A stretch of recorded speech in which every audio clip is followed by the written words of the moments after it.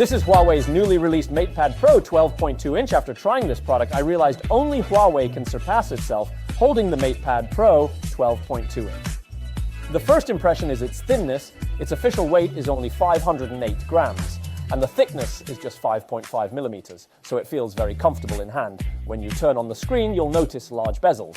Despite these large bezels, it hides a front camera in the top bezel. It doesn't use a notch design like the previous generation. The whole screen looks particularly good. Let's look at the new gold color option. The back has a silk-like texture. It feels like smooth silk. Rate the back cover design from 1 to 5. How would you score it?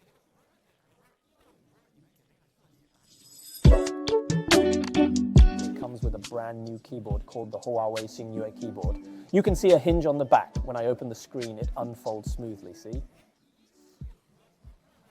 This mode is like a normal laptop. The keyboard is similar to a regular laptop. It has long key travel, good feedback when typing. It feels great to type on the trackpad below, can be pressed anywhere. All 4 corners are clickable. It's not a seesaw-style trackpad. Typing mode has 2 angle options. Now it's in a more vertical position. You can tilt it a bit more. This mode also attaches magnetically. It also has a special drawing mode. You can pick up the tablet, then place it forward. It becomes slightly angled. You can draw directly with a stylus. This mode is very convenient. No need to detach it from the keyboard. You can start drawing right away. In this mode, the keyboard and trackpad are disabled. No worries about accidental touches while drawing. But that's not all.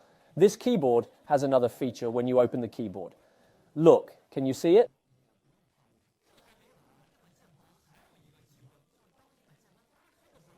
There's a groove for storing the stylus. When you close the keyboard normally, this stylus can be stored directly inside this groove. See, completely invisible, only when you open the keyboard to see that this pen is hidden inside.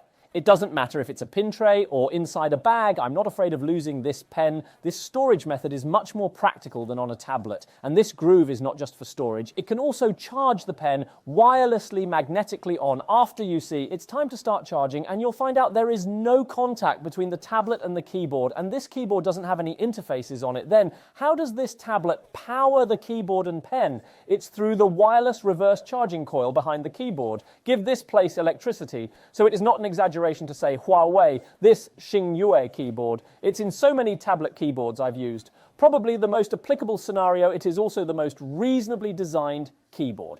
I don't know how much you can rate this keyboard one. 5 points barrage to take a step inside. Next, let's talk about the highlight of this tablet is this screen. This is Huawei's first dual-layer OLED Yongxi soft screen, and it has 2 major features. The first is that it's so bright, and we measured it with a full-screen excitation brightness of 1200 nits. The peak brightness can reach 2000 nits, which actually seems to be sparse and normal for a mobile phone. But for a tablet, this brightness is really bright because the longevity of a large OLED screen is an issue. So on top of the tablet, everyone will generally hold the dot and will not let go and run. Dual-layer OLED is the key to improving screen brightness while ensuring screen life. The principle of double-layer OLED is that 2 layers of OLED are superimposed on top of each other. You can simply think of it as a camera with 2 bulbs on it, upper and lower, emitting light at the same time. It's like a person who is alive and can be so tired that he can do it to death. But when 2 people work together, not only does the work better, but it also makes it easier for each of them. And the second feature is that it has upgraded the Yongxi soft screen this time. This time, the MatePad Pro 12.2-inch has 2 screen versions. One is a regular chain glass version. Another version we have is the Yongxi soft screen. It protects eyes and reduces glare with soft light. The screen is processed using nano-etching technology, giving the whole screen a textured matte finish. Even the black edges have this matte surface. The glass looks seamless from any angle. Only a small clear hole for the camera remains. This nano-etching process was used. So the Yongxi soft screen version includes a microfiber polishing cloth. Use this cloth to clean the Yongxi soft screen. Regular glossy screens have an issue. When surrounding light is very bright, glare makes the screen hard to see. This is called screen reflection. Let's compare with a regular bright tablet. Under the same strong light source, the regular screen content is barely visible, but Yongxi soft screen deflects light, reducing glare significantly. Screen content remains clear and readable. Yongxi screen has multi-layer coating, improving light transmission and anti-reflection, making the screen appear more transparent. Let's test it outdoors with an HDR video.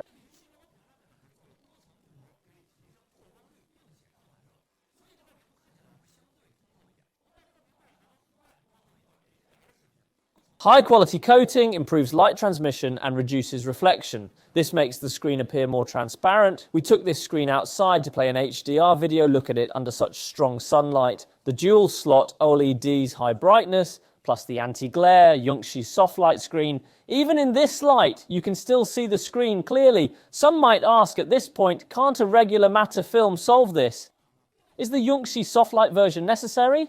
Regular matte film has an issue when applied to the screen. As soon as the screen lights up, you'll see many colorful dots on the screen. This is called the sparkle effect.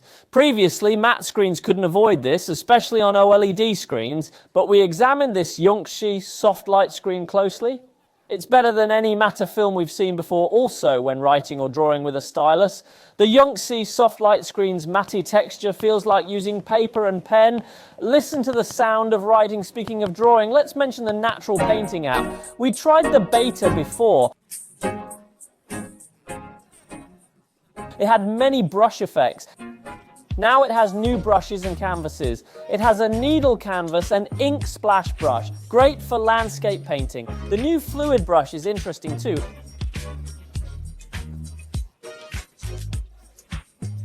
In the brush library, it's called flow lying. It simulates brush diffusion on rice paper. Let's try the flat map diffusion. As I draw, the brush creates a real-time ink diffusion effect, just like writing on paper. Another major upgrade, besides Huawei's brush store, you can now import third-party brushes, for example PS brushes, and also LazyShare brushes. Users of Procreate might know this platform. This upgrade adds many more usable brushes. I wonder what viewers think of this update. As for me, an amateur artist, I actually prefer the new AI portrait practice feature. Just upload a photo and it generates a wireframe. Then choose a colouring reference. You'll see a guide for colouring. Even beginners can draw portraits. That's tech power. Image cutout is similar. Huawei added an AI smart selection feature. It accurately extracts subjects even with complex backgrounds. Isn't it better than PS? Of course, if you're used to PS's magic wand, that's supported too. To sum up, the Huawei MatePad Pro 12.2-inch mainly updated two things. First, this keyboard I love. It feels like typing on a regular laptop and it switches to drawing mode for stylus use. Second, the screen. Dual slot OLED improves color and brightness while reducing glare and flickering. Besides these, it has various Huawei AI features, plus Beidou satellite messaging and 140W fast charging. It's a pretty comprehensive flagship tablet. How would you rate this Huawei MatePad Pro 12.2-inch? That's all for this video. If you enjoyed it, please like, subscribe and follow. See you next time. Bye.